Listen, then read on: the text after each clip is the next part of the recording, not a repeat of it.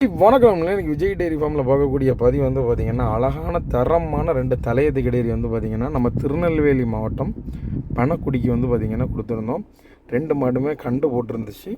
முதல்ல இருக்கக்கூடிய மாடை பற்றி டீட்டெயில் கொடுக்குறேன் பாருங்கள். மாட்டை பொறுத்தவரை அழகான தலையத்து கிடையாது, நல்ல வெள்ளடி கொம்பில் ஒரு சூப்பரான கிடையாது.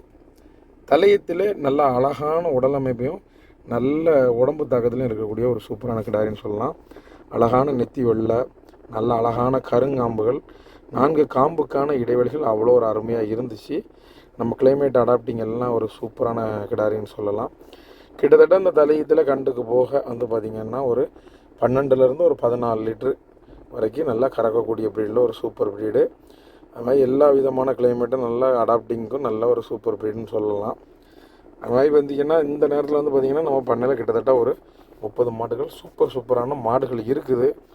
எதுக்காக இந்த வீடியோ போடுறோன்னா ஒரு சாம்பிள் வீடியோ மாதிரி. இந்த மாதிரி மாடுகள் உங்களுக்கு வேணும்னா நேரில் வந்து பார்த்து அழகான மாடுகளை பார்த்து எடுத்துகிட்டு போயிடலாம்.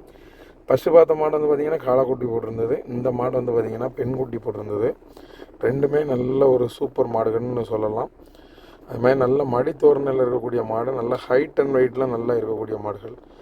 2 மாடுமே வந்து பார்த்திங்கன்னா நல்ல பேட்ச் மாடுகள். 2 மாடுகள் நல்லா நெத்தி வெள்ளை இருக்கும், அழகான சின்ன கொம்புகள் இருக்கும்.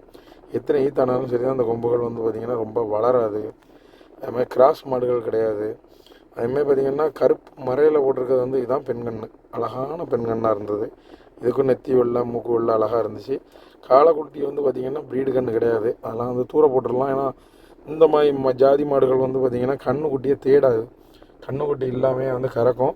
ஏன்னா ஒரு கண்ணுக்குட்டியை வந்து நம்ம மாட்டில் பால் குடிக்க விடும்போது வந்து பார்த்திங்கன்னா சராசரியாக ஒரு லிட்டர் பால் வந்து 35 ரூபா ரேட்டு போடுறோம், இல்லை 40 ரூபா ரேட்டு போடுறோன்னு வச்சுக்கோங்க. காலையில் 1.5 லிட்ரு, சாயங்காலம் 1.5 லிட்டர் குடிக்கிறதுனா ஒரு நாளுக்கு வந்து பார்த்திங்கன்னா கிட்டத்தட்ட 3 லிட்டர் பால் குடிச்சிடும்.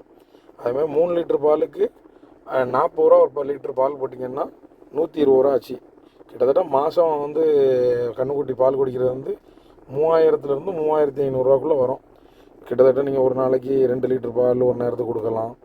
அது மாதிரி அந்த மாதிரி காரணத்தினால் மாதம் உங்களோட நஷ்டம் வந்து பார்த்திங்கன்னா 3500 வரும். நீங்கள் காளைக்கன்று வளர்த்திங்கன்னா யூஸே கிடையாது. அதனால் முதல்ல வந்து பார்த்திங்கன்னா இந்த 10 ரூபா 20 ரூபா பால் டப்பா வாங்கி அதை கொச்சே கொடுத்துட்டு மாட்டில் வந்து நம்ம கண்ணுக்குட்டியை குடிக்க விடாமல் பண்ணிக்கலாம். அது மாதிரி காளைக்கண்டை விற்றுடலாம். நீங்கள் என்னடா பச்சை கண்ணுக்குட்டியை போய் நம்ம கொடுக்க சொல்கிறோமான்னு கூட நீங்கள் நிறைய பேர் யோசிக்கலாம். ஏன்னா காளைக்கண்ணுக்குட்டி வந்து பெருசானால் நம்மளே கூட வந்து முட்டோம். அந்த மாதிரி நம்மளால் அதை லாஸ்ட் வரைக்கும் நம்ம கையில் வச்சு வளர்க்க முடியாது. அதனால தான்